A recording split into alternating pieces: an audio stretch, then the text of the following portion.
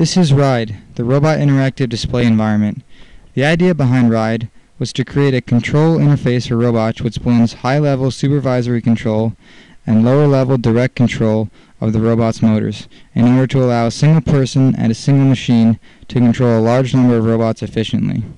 In our design of the program, we copied a lot of the control mechanisms of video games, specifically real-time strategy games, because we feel that they will be intuitive for users and effective for large-scale control. If you have played real-time strategy games before, you will likely find some of our components familiar. Here RIDE is set up with two simulated robots, erratics, with a map that we use for user studies. There are a number of boxes hidden throughout the world, but not shown on the map, which users are supposed to find. As you can see, the robot lasers are displayed in the world as a filled-in plane at the level of the robot. For the most part, these laser readings should match up with the walls and obstacles in the world, but when they don't, then we will know that we have found a box. Before I start moving the robots around, I will give you a quick introduction to each of RIDE's components. In the bottom left, you can see the mini-map.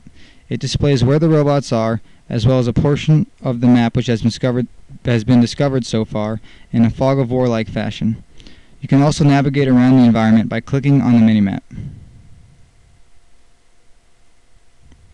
In the middle here, you can see an information panel displaying information about the currently selected robot. If you select more than one, it will display them and allow you to select one if so desired.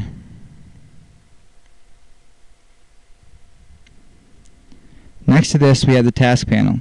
It will display the autonomous tasks that the selected robot or robots is capable of. In this case, these robots are only capable of stopping and going to a point. On the right here is the mode switcher.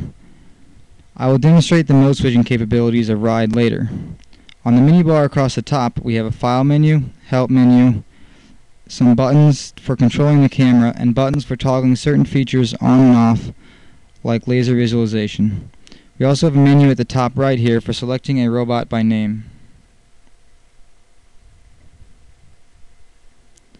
Now I will start exploring the world looking for a box.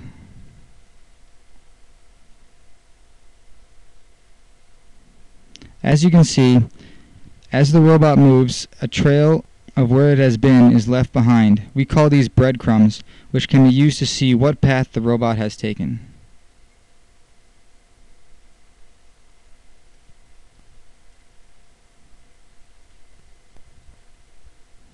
Also, as you can see, as the robot moves around, tiles are filled in on the world map to represent which parts of it have been explored by the robot so far.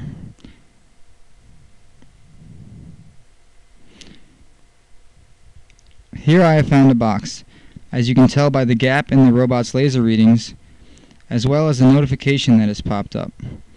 Notifications can be customized to display any message and can be set to a number of priority levels. This one is a warning.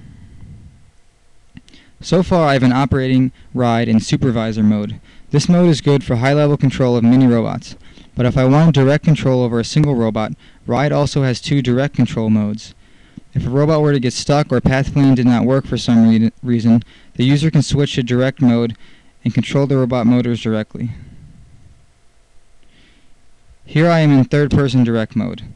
As you can see, I can move the robot forward, backward, and rotate left and right by sending commands directly to the robot's motors.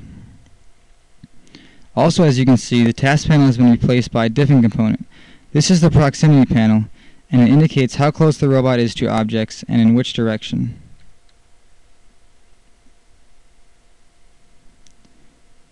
The other mode is first-person direct mode, which is essentially the same as third-person direct mode, except that the user can control the camera as if it were mounted right on the robot.